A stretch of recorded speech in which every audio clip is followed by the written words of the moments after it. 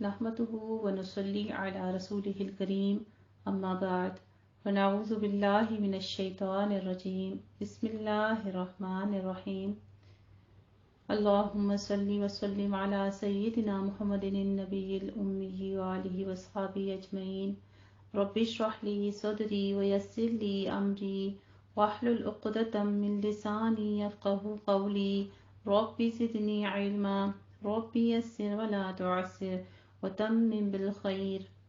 الحمدللہ، آج ہمارا 14ویں پارے کا آغاز ہوا جاتا ہے ربما کا، اور اس سے پہلے میں کچھ پارہ نمبر 13 سے اہم نکات ہیں جو آپ کے ساتھ شیئر کرنا چاہوں گی، جس میں ہم نے آغاز کیا ہے سورہ ہجر کے ساتھ، اور اس کی آیت نمبر 1 میں یہی ہے کہ اللہ ہمیں اس پر عمل کرنے والا بنا دے اور اسے دور دور تک پہنچانے والا بنا دے جو ہم ان آیات مبارکہ میں پڑھیں گے۔ اس کی آیت نمبر 1 سے آغاز ہوا جاتا ہے، لیکن ہم ساتھ ہی آج ہم سورہ ہجر کا آیت نمبر 1 سے پڑھنا شروع کریں گے۔ تو پارہ نمبر 13 میں ہم نے پڑھا کہ نفس کی 3 قسمیں ہوتی ہیں: نفس امارہ، نفس لوامہ، نفس مطمئنہ۔ انسان کی 3 اہم کوالٹیز ہیں: صبر، تقوی اور احسان۔ انسان کو کامیابی سے ہمکنار کرتی ہے۔ انسان آزمائشوں سے زیادہ مضبوط ہوتا ہے۔ ہر صاحب نعمت سے حسد کی جاتی ہے، تو جب نعمت ملے تو اس کو بہت مشہور نہیں کرنا چاہیے، اس کا شکر ادا کرنا چاہیے تاکہ نعمت باقی رہے۔ قدرت کے باوجود معاف کرنا پیغمبرانہ اخلاق میں سے ہے۔ ایمان، امید اور خوف کے درمیان ہوتا ہے۔ ہمیں اللہ سبحانہ و تعالیٰ سے حسن ظن رکھنا چاہیے اور امید زیادہ رکھنی چاہیے۔ اگر ہمارا فوکس آخرت ہو جائے تو دنیا کے غم ہلکے ہو جاتے ہیں۔ معاف کرنے سے ماضی تو نہیں بدلتا، لیکن مستقبل خوبصورت ہو جاتا ہے۔ گناہوں کی وجہ سے انسان کا دل سخت ہو جاتا ہے۔ جتنی بڑی مشکل آتی ہے، جتنا بڑا امتحان ہوتا ہے، اتنی ہی پھر اللہ تعالیٰ کی مدد بھی آتی ہے۔ اپنے نفس کو کبھی پاک نہیں سمجھنا چاہیے۔ دعا تقدیر کو بدل دیتی ہے۔ صبر جمیل وہ ہوتا ہے جس میں شکوہ شکایت نہیں ہوتی۔ اخلاص کی وجہ سے انسان شیطان کی چالوں سے بچ جاتا ہے، انسان کے قابو میں نہیں آتا۔ مخلصین پر وہ قابو نہیں پا سکتا۔ برائی کا جواب اچھائی سے دینا چاہیے۔ اللہ کو پہچاننے والوں کے لیے لوگوں کی باتیں سننا، تنقید سننا آسان ہو جاتا ہے۔ اللہ تعالیٰ سے دعا ہے کہ اللہ تعالیٰ ہمیں اس مہینے کی برکتیں اور رحمتیں سمیٹنے کی توفیق عطا فرمائے، آمین۔ اور ہمارا یہ رمضان ہمارے پچھلے تمام رمضانوں سے بہترین گزرے، اور جو بھی ہم چھوٹا یا بڑا عمل کریں اللہ سبحانہ و تعالیٰ اسے قبول فرما لے۔ پارہ 14 ربما آغاز کرنے سے پہلے ایک حدیث شریف آپ کے ساتھ بیان کروں گی۔ قرآن مجید پڑھنے والوں کی مثال۔ ابو موسیٰ اشعری رضی اللہ تعالی عنہ سے روایت ہے کہ نبی کریم صلی اللہ علیہ وآلہ وسلم نے فرمایا، اس شخص کی مثال جو قرآن پڑھتا ہے سنگترے کے جیسی ہے، جس طرح اس کا مزہ لذیذ اور اس کی خوشبو بھی بہترین ہوتی ہے، اور جو قرآن نہیں پڑھتا اس کی مثال کھجور کی طرح ہے، جس کا مزہ تو اچھا ہے لیکن اس میں خوشبو نہیں، یعنی اور کاموں کی وجہ سے۔ اور اس فاجر کی مثال جو قرآن نہیں پڑھتا اندرائن جیسی ہے، جس کا مزہ کڑوا اور اس میں خوشبو بھی نہیں ہوتی۔ تو یاد رکھیے، بہترین انسان وہ ہے جو قرآن پڑھے اور پڑھائے، قرآن کے ساتھ اپنی زندگی گزارے۔ جو قرآن پڑھتا ہے اس کی اخلاق بھی خوشبو ہوتے ہیں اور اس کے اپنے عمل بھی اچھے ہوتے ہیں، اندر سے بھی اچھا انسان ہوتا ہے اور دوسروں کے ساتھ بھی اس کا معاملہ اچھا ہوتا ہے۔ لیکن جو قرآن نہیں پڑھتا وہ نیک اعمال کرنے کی وجہ سے تو میٹھا ہوتا ہے لیکن اس کی خوشبو نہیں ہوتی۔ بعض اوقات اس کے دوسروں کے ساتھ تعلقات ہیں یا اس کی خیر جو دوسروں تک جانے والی ہوتی ہے یا زیادہ خیر پھیلنے والی ہوتی ہے تو وہ نہیں پھیلتی، اس کے اندر ہی اندر رہتی ہے، کیونکہ جب انسان قرآن پڑھتا ہے اور اسے دوسروں کے ساتھ شیئر کرتا ہے تو وہ خوشبو پھیلتی چلی جاتی ہے، اور وہ فاجر، گناہگار یا منافق انسان جو قرآن نہیں پڑھتا اس کی مثال اندرائن یعنی ایک پودا ہے جیسی ہوتی ہے، جس کا مزہ کڑوا اور اس میں خوشبو بھی نہیں ہوتی، یعنی اس کے اپنے اندر بھی جلن کڑن ہے اور دوسروں کو بھی اس سے کوئی فائدہ نہیں پہنچتا۔ کیونکہ نہ اس کو کسی خیر کی سمجھ ہے اور نہ وہ خیر بانٹتا ہے۔ یعنی آپ دوسروں کو خیر اسی وقت بانٹ سکتے ہیں جب آپ خیر سمیٹنے والے ہوں۔ جو خیر سمیٹتا نہیں ہے وہ خیر بانٹ بھی نہیں سکتا۔ آپ کی جیب میں کچھ نہ ہو تو آپ صدقہ کہاں سے کر سکتے ہیں؟ تو وہ آپ کو پہلے حاصل کرنا پڑتا ہے، پھر دینا پڑتا ہے۔ اللہ تعالیٰ سے یہ دعا ہے کہ اللہ سبحانہ وتعالیٰ ہمیں بہترین عمل کرنے والا بنا دے۔ سورہ حجر کی یہاں ہم دوسری آیت پڑھیں گے کہ کون سا وقت ہوگا جب یہ آرزویں کریں گے۔ یہ وہ موت کا وقت ہوگا جب ان کو یہ حقیقت نظر آئے گی اور موت کے بعد ہر مرحلہ پر انہیں اپنی دنیا میں کیے گئے کفر پر پچھتاوا ہوگا کہ کاش ہم کفر کی روش اختیار نہ کرتے، کاش ہم اللہ پر ایمان لے آتے، کاش ہم اللہ تعالیٰ کی اطاعت کرتے تو آج یہ سزا نہ پاتے۔ اس وقت جب خاص طور پر وہ مسلمانوں کو اچھے انجام تک پہنچتے دیکھیں گے تو ان کا پچھتاوا اور بڑھ جائے گا۔ جیسا کہ آپ جانتے ہیں کہ مسلمانوں میں سے بھی کچھ لوگ اپنے برے اعمال کی سزا بھگتنے کے لیے جنہوں نے توبہ نہیں کی اور ایسے ہی مر گئے یا اتنے بڑے بڑے گناہ تھے جس کے لیے انہوں نے کفارہ ہی نہیں ادا کیا تو وہ جہنم میں پہنچے۔ تو جب وہ اپنی پوری سزا کر چکے اور نبی کریم صلی اللہ علیہ وآلہ وسلم ان کی پوری سزا ہونے کے بعد ان کی شفاعت کے ساتھ وہاں سے نکالے جائیں گے تو اس وقت یہ کافر دیکھ کر تڑپیں گے اور تمنا کریں گے کہ کاش ہم بھی مسلمان ہوتے تو کم از کم آج ہم بھی یہاں سے نکال لیے جاتے۔ لیکن جب دنیا میں انسان غفلت میں پڑا ہوتا ہے تو اس وقت اس کو آخرت بھولی ہوئی ہوتی ہے اور وہ وہاں کی تیاری نہیں کرتا۔ پارہ ربع ماہ ہمارا آغاز ہوا جاتا ہے آیت نمبر 2 سے۔ ہم سورہ حجر سے آغاز کرتے ہیں اپنے آج کے پارے کا، جس کی 6 رکوع ہیں اور 99 آیات ہیں اور یہ مکی صورت ہے۔ اعوذ باللہ من الشیطان الرجیم، بسم اللہ الرحمن الرحیم، الف لام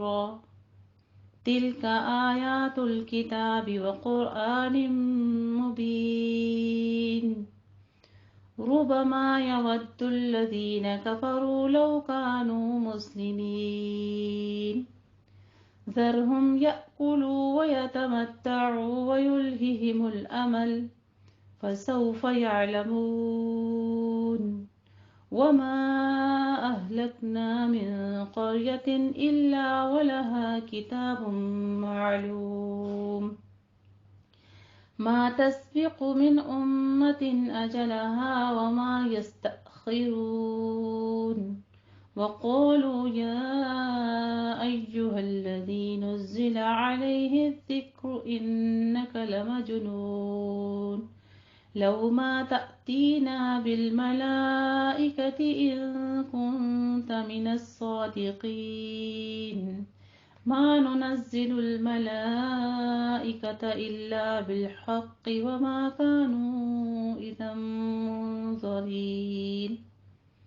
بسم اللہ الرحمن الرحیم، الف لام را، حروف مقطعات ہیں۔ یہ آیات ہے کتاب اور قرآن مبین کی۔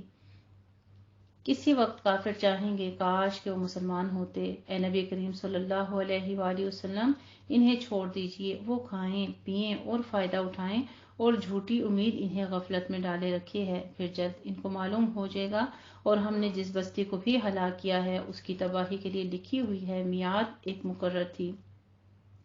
کوئی امت اپنے مقرر وقت سے آگے نکل نہیں سکتی اور نہ پیچھے رہ سکتی ہے۔ اور انہوں نے کہا اے وہ شخص جس پر یہ ذکر قرآن نازل کیا گیا ہے، یقیناً تو مجنون ہے، تو ہمارے پاس فرشتے کیوں نہیں لے آتا اگر تو سچوں میں سے ہے۔ فرشتے تو ہم صرف عذاب کے ساتھ نازل کرتے ہیں اور پھر اس وقت ان کفار کو ڈھیل نہیں دی جاتی۔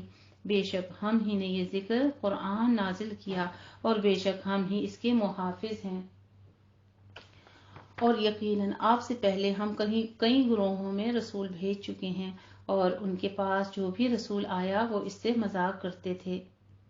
ہم اسی طرح مجرموں کے دلوں میں ہنسی مذاق ڈالتے ہیں، وہ اس قرآن پر ایمان نہیں لاتے اور یہی پہلے لوگوں کا طریقہ گزر چکا ہے۔ اور اگر ہم ان پر آسمان سے ایک دروازہ کھول دیں پھر وہ اس پر چڑھنے لگیں تب بھی وہ یہی کہیں گے کہ ہماری تو نظریں ہی بند کر دی گئی ہیں، بلکہ ہم لوگوں پر جادو ہوا ہے۔ وَلَقَدْ جَعَلْنَا فِي السَّمَاءِ بُرُوجًا وَزَيَّنَّاهَا لِلنَّاظِرِينَ، اور یقیناً ہم نے آسمان میں ستارے بنائے اور اسے ناظرین کے لیے زینت دی، اور ہم نے انہیں ہر شیطان مردود سے محفوظ رکھا، مگر جو چوری چھپے سنے تو چمکتا شہاب، دہکتا ہوا ایک شعلہ ہے، اس کا پیچھا کرتا ہے وہ۔ اور ہم نے زمین پھیلا دی اور اس میں پہاڑ ڈال کر یعنی گاڑ دیے، اور اس میں ہر چیز مناسب مقدار میں اگائی، اور ہم نے تمہارے لیے زمین میں معاش کے اسباب بنا دیے، اور ان کے لیے بھی جن کے رازق تم نہیں ہو، اور ہر چیز کے خزانے ہمارے پاس ہی ہیں، اور ہم ہر چیز معلوم مقدار ہی میں اتارتے ہیں۔ وَأَرْسَلْنَا الرِّيَاحَ لَوَاقِحَ فَأَنزَلْنَا، اور ہم نے بوجھل باآور ہوائیں بھیجی، پھر آسمان سے پانی نازل کیا، پھر وہ تمہیں پلایا، اور اس پانی کا ذخیرہ کرنے والے تم نہیں ہو۔ اور بلا شبہ ہم ہی زندگی اور موت دیتے ہیں، اور بے شک ہم ہی سب کے وارث ہیں، اور یقیناً ہمیں ان کا علم ہے جو تم میں سے پہلے گزر چکے، اور ان کا بھی علم ہے جو پیچھے رہنے والے ہیں۔ اور اے نبی کریم صلی اللہ علیہ وآلہ وسلم، بے شک آپ کا رب ہی انہیں اکٹھا کرے گا، بے شک وہ حکیم و علیم ہے۔ سبحان اللہ۔ اللہ سبحانہ وتعالیٰ کے خوبصورت نام و صفات حکیم علیم بیان کیے جا رہے ہیں۔ وَلَقَدْ خَلَقْنَا الْإِنسَانَ مِنْ صَلْصَالٍ مِنْ حَمَإٍ مَسْنُونٍ، اور یقیناً ہم نے انسان کو سڑے گارے کی کھنکھناتی مٹی سے تخلیق کیا، اور اس سے پہلے جنوں کو ہم نے سخت حرارت والی آگ سے تخلیق کیا۔ اور جب آپ کے رب نے فرشتوں سے کہا، بے شک میں سڑے گارے کی کھنکھناتی مٹی سے ایک بشر تخلیق کرنے والا ہوں، پھر جب میں اسے درست کر لوں اور اپنی روح میں اس سے پھونک دوں تو اس کے آگے سجدہ کرتے گر پڑنا۔ پھر سارے فرشتوں نے اکٹھے سجدہ کیا سوائے ابلیس کے، اس نے انکار کیا کہ سجدہ کرنے والوں کے ساتھ ہوں۔ اللہ نے فرمایا، اے ابلیس، تجھے کیا ہے کہ تو سجدہ کرنے والوں کے ساتھ شامل نہ ہوا؟ اس نے کہا، میں ایسا نہیں کہ ایک بشر کو سجدہ کروں جسے تو نے سڑے گارے کی کھنکھناتی مٹی سے پیدا کیا ہے۔ اللہ سبحانہ وتعالیٰ نے فرمایا، پھر تو یہاں سے نکل جا، چنانچہ بلا شبہ تو مردود ہے، اور بے شک تجھ پر یوم جزا تک لعنت ہے۔ اس نے کہا، میرے رب، مجھے اس دن تک مہلت دے جب لوگ دوبارہ اٹھائے جائیں گے۔ اللہ نے فرمایا، بے شک تو مہلت دیے جانے والوں میں سے ہے، مقررہ وقت کے دن تک۔ اس نے کہا، میرے رب، مجھ کو تیرے گمراہ کرنے کے سبب یقیناً میں ان لوگوں کے لیے زمین میں گناہ خوشنما بنا دوں گا اور سب کو گمراہ کر دوں گا، تیرے ان بندوں کے سوا جو اس میں سے چنے ہوئے ہوں گے۔ قال ھذا صراط علی مستقیم، اللہ سبحانہ وتعالیٰ نے فرمایا، یہی مجھ تک پہنچانے والی سیدھی راہ ہے۔ بے شک میرے بندوں پر تیرا کوئی زور نہیں چلے گا، مگر گمراہوں میں سے تیرا زور اس پر چلے گا جس نے تیری اتباع کی۔ اللہ سبحانہ وتعالیٰ کتنے واضح الفاظ میں شیطان مردود کو بتا رہے ہیں۔ اللہ سبحانہ وتعالیٰ ہمارے کسی طرح سے شر صدر فرمائے اور ان لوگوں میں ہمیں شامل فرمائے جو اللہ کے بندے ہیں، جو اللہ کی مدد کے ساتھ اسی کی راہ پر چلتے ہیں، صراط مستقیم پر اللہ کی پیروی کرتے ہیں۔ وَإِنَّ جَهَنَّمَ لَمَوْعِدُهُمْ أَجْمَعِينَ، اور یقیناً ان سب کے وعدے کی جگہ جہنم ہے، اس کے 7 دروازے ہیں، ان گمراہوں میں سے ہر دروازے کے لیے ایک تقسیم شدہ حصہ ہے۔ جس طرح جنت کے بارے میں بتایا جاتا ہے کہ جنت کے 8 دروازے ہیں، اسی طرح جہنم کے بارے میں بھی بتایا جا رہا ہے، یعنی ہر دروازہ مخصوص قسم کے لوگوں کے لیے خاص ہوگا۔ ایک دروازہ یہودیوں کے لیے ہوگا، ایک عیسائیوں کے لیے ہوگا، اسی طرح ایک ایک دروازہ سائبوں کے لیے، مجوسیوں کے لیے، مشرکوں منافقوں کے لیے، اور ایک عاصی موحدین کے لیے ہوگا۔ موحدین کو بالآخر بخش دیا جائے گا، جبکہ دوسرے لوگ کبھی بھی نہیں بخشے جائیں گے۔ اسے تفسیر ابن کثیر نے روایت کیا ہے، یہ 7 دروازوں سے مراد 7 طبقے ہیں جو ایک دوسرے کے اوپر ہیں۔ سب سے اوپر والا طبقہ جہنم ہے، دوسرا لظا ہے، پھر اسی طرح حطمہ ہے، پھر سعیر ہے، پھر سقر ہے، پھر جحیم ہے، اور پھر حاویہ ہے۔ اور سب سے اوپر والا درجہ موحدین کے لیے ہوگا جنہیں کچھ عرصہ سزا دینے کے بعد یا سفارش پر نکال لیا جائے گا۔ دوسرے میں یہودی، اسی طرح بالترتیب نصرانی، صابی، مجوسی، مشرکین اور منافقین ہوں گے۔ سب سے اوپر والے درجے کا نام جہنم ہے، اس کے بعد اسی ترتیب سے نام ہے جو فتح تقدیر میں درج ہیں۔ اللہ تعالیٰ جی ہم سب کو اپنے حفظ و امان میں رکھے اور ان تمام جتنے بھی درجے ہیں جو جہنم کے بیان کیے جا رہے ہیں ہمیں اپنے پناہ میں رکھے۔ بے شک متقی لوگ باغوں اور چشموں میں ہوں گے۔ ساتھ ہی متقین کے لیے بھی بتا دیا کہ وہ کہاں ہوں گے، وہ باغوں میں ہوں گے اور چشموں میں ہوں گے۔ کہا جائے گا تم ان میں سے سلامتی سے باامن داخل ہو جاؤ اور ان کے سینوں میں جو کینہ حسد ہوگا ہم نکال دیں گے۔ وہ تختوں پر آمنے سامنے بیٹھے بھائی بھائی ہوں گے، انہیں نہ وہاں کوئی تھکاوٹ تکلیف پہنچے گی اور نہ وہاں سے نکالے جائیں گے۔ اے نبی کریم صلی اللہ علیہ وآلہ وسلم، میرے بندوں کو خبر سنا دیجئے کہ یقیناً میں خوب بخشنے والا ہوں، خوب رحم فرمانے والا ہوں۔ سبحان اللہ۔ اللہ سبحانہ تعالیٰ کے خوبصورت نام و صفات غفور الرحیم بیان کی جا رہی ہیں۔ وَأَنَّ عَذَابِي هُوَ الْعَذَابُ الْأَلِيمُ، بے شک میرا عذاب بھی بڑا دردناک عذاب ہے۔ اور انہیں ابراہیم علیہ السلام کے مہمانوں کی خبر سنا دیجئے۔ جب وہ اس کے پاس پہنچے تو انہوں نے سلام کیا۔ اس نے کہا بے شک ہم تم سے ڈرتے ہیں۔ وہ بولے ڈر مت، بے شک ہم تجھے ایک علم والے لڑکے کی بشارت دیتے ہیں۔ قال ابشرتمونی علی ان مسنی الکبر، ابراہیم علیہ السلام نے کہا کیا تم مجھے بشارت دیتے ہو جبکہ مجھ پر بڑھاپا آ چکا ہے، چنانچہ اب کس بنا پر بشارت دیتے ہو؟ انہوں نے کہا ہم نے تجھے حق کے امر واقع کی بشارت دی ہے، چنانچہ تو نا امیدوں میں سے نہ ہو۔ ابراہیم علیہ السلام نے کہا اور اپنے رب کی رحمت سے تو گمراہ لوگ ہی نا امید ہوتے ہیں۔ ابراہیم علیہ السلام نے کہا پھر تمہارا مقصد کیا ہے اے بھیجے ہوئے فرشتوں؟ انہوں نے کہا بے شک ہم ایک مجرم قوم کی طرف بھیجے گئے ہیں سوائے آل لوط کے، بے شک ہم ان سب کو نجات دینے والے ہیں سوائے اس کی بیوی کے۔ ہم نے مقدر کر دیا کہ بے شک وہ پیچھے رہ جانے والوں میں سے ہوگی۔ پھر جب فرشتے آل لوط کے ہاں پہنچے تو لوط علیہ السلام نے کہا بے شک تم لوگ تو اجنبی ہو۔ وہ بولے بلکہ ہم تیرے پاس وہ عذاب لائے ہیں جس میں یہ لوگ شک کرتے تھے، اور ہم تیرے پاس حق یقینی چیز لے کر آئے ہیں اور بے شک ہم سچے ہیں۔ چنانچہ تو رات کے کسی حصے میں اپنے اہل و عیال کو لے کر نکل اور تو ان کے پیچھے چل، اور تم میں سے کوئی پیچھے مڑ کر نہ دیکھے، اور چلے جاؤ جہاں تمہیں حکم دیا جاتا ہے۔ اور ہم نے اسے اس امر کا فیصلہ سنا دیا کہ بے شک صبح ہوتے ان لوگوں کی جڑ کاٹ دی جائے اور شہر سدوم والے خوشیاں مناتے ہوئے آئے۔ لوط علیہ السلام نے کہا بے شک یہ لوگ میرے مہمان ہیں، لہٰذا تم مجھے رسوا نہ کرو اور اللہ سے ڈرو اور مجھے ذلیل نہ کرو۔ وہ بولے کیا ہم نے تجھے دنیا والوں کی حمایت سے روکا نہیں تھا؟ لوط علیہ السلام نے کہا یہ میری قوم کی بیٹیاں ہیں، ان سے نکاح کر لو اگر تم کچھ کرنے والے ہو۔ لعمرک انہم لفی سکرتہم، اے نبی کریم صلی اللہ علیہ وآلہ وسلم آپ کی عمر کی قسم، بے شک وہ اپنی مستی یعنی گمراہی میں بھٹک رہے تھے۔ پھر سورج نکلتے انہیں ایک چنگاڑ نے آ پکڑا، پھر ہم نے اس بستی کے اوپر والے حصے کو اس کے نیچے والے حصہ کر دیا اور ان پر کنکر کے پتھر برسائے۔ پھر بے شک اس میں گہری نظر ہے غور و فکر کرنے والوں کے لیے، اور گہری گہری نشانیاں ہیں۔ وَإِنَّهَا لَبِسَبِيلٍ مُقِيمٍ، اور بے شک وہ بستی سیدھی راہ پر موجود ہے، اور بے شک اس میں مومنوں کے لیے یقیناً نشانی ہے۔ اور بے شک ایکا بستی والے بھی البتہ ظالم تھے، چنانچہ ہم نے ان سے انتقام لیا، اور بے شک وہ دونوں تباہ شدہ بستیاں کھلی شاہراہ پر ہیں۔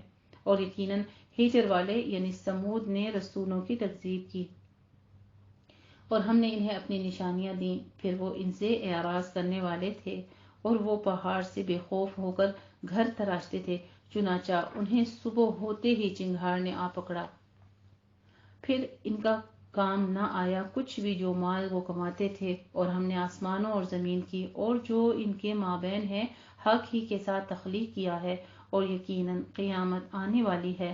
تو اے نبی کریم صلی اللہ علیہ وآلہ وسلم آپ کافروں سے خوب انداز سے درگزر کریں، بلا شبہ آپ کا رب ہی سب کو تخلیق کرنے والا خوب جاننے والا ہے۔ سبحان اللہ۔ اللہ سبحانہ تعالیٰ کی خوبصورت نام و صفات خلاق العلیم بیان کی جا رہی ہیں۔ وَلَقَدْ آتَيْنَاكَ سَبْعًا مِّنَ الْمَثَانِي وَالْقُرْآنَ الْعَظِيمَ۔ سبحان اللہ۔ کسی نبی کو یہ معجزہ عطا نہیں کیا گیا جو آپ کے لیے حکم دیا جا رہا ہے کہ بے شک ہم نے آپ کو بار بار دہرائی جانے والی 7 آیات اور قرآن عظیم دیا ہے۔ 7 المثانی سے کیا مراد ہے؟ اس میں مفسرین کا کچھ اختلاف بھی ہے۔ اکثر مفسرین کے نزدیک اس سے مراد سورہ فاتحہ جس کی 7 آیتیں ہیں اور جو ہر نماز اور نماز کی ہر رکعت میں بار بار پڑھی جاتی ہے۔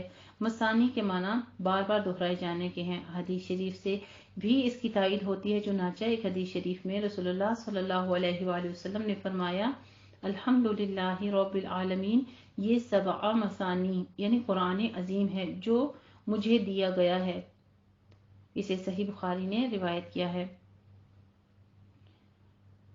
اور قرآن عظیم بھی اسی کو کہا گیا ہے، لا تمدنک عینیک، ہم نے مختلف قسم کے لوگوں کو جو معلومات دیا ہے اس کی طرف آپ اپنی نظریں نہ اٹھائیں اور نہ ان کی حالت پر غم کھائیں، اور اپنے پرشفقت بازو مومنوں کے لیے جھکائے رکھیں اور کہہ دیجئے بے شک میں تو صاف صاف ڈرانے والا ہوں، ایسے ہی عذاب سے جیسا کہ ہم نے قسمیں کھانے والوں پر نازل کیا تھا جنہوں نے اپنے قرآن تورات کو پارا پارا کر دیا۔ چنانچہ آپ کے رب کی قسم ہم ان سب سے ضرور باز پرس کریں گے ان عملوں کی جو وہ کرتے تھے۔ الحمدللہ رب العالمین۔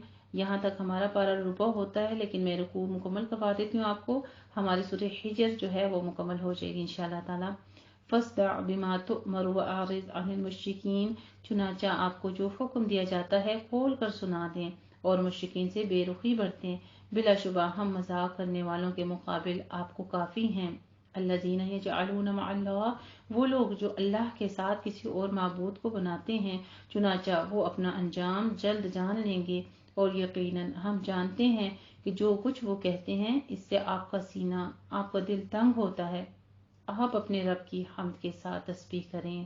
کتنا خوبصورت طریقہ بتایا جا رہا ہے کہ جب لوگ اذیت دیں، لوگ تکلیف دیں آپ کو اللہ کے دین پر چلنے کے سبب، تو پھر کیا کریں؟ فسبح بحمد ربک وکن من الساجدین واعبد ربک حتی یأتیک الیقین، کہ آپ اپنے رب کی حمد کے ساتھ تسبیح بیان کریں اور سجدہ گزاروں میں سے ہو جائیں، اور آپ اپنے رب کی عبادت کریں حتیٰ کہ آپ کے پاس یقین آ جائے، یعنی موت آ جائے۔ مشرکین آپ کو ساحر، مجنون، کاہن وغیرہ کہتے تھے، جس سے بشری جبلت کی وجہ سے آپ کبیدہ خاطر ہوتے۔ اللہ تعالیٰ نے تسلی دیتے ہوئے فرمایا کہ آپ حمد و ثنا کریں، نماز پڑھیں اور اپنے رب کی عبادت کریں، اس سے آپ کو قلبی سکون بھی ملے گا اور اللہ کی مدد بھی حاصل ہوگی۔ سجدے سے یہاں نماز اور یقین سے مراد موت ہے۔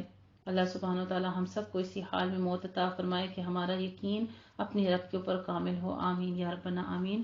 جزاک اللہ حسن الجزا۔ آیت نمبر 99 پہ سورہ حجر ہماری پہلا ربع مکمل ہوتا ہے الحمدللہ۔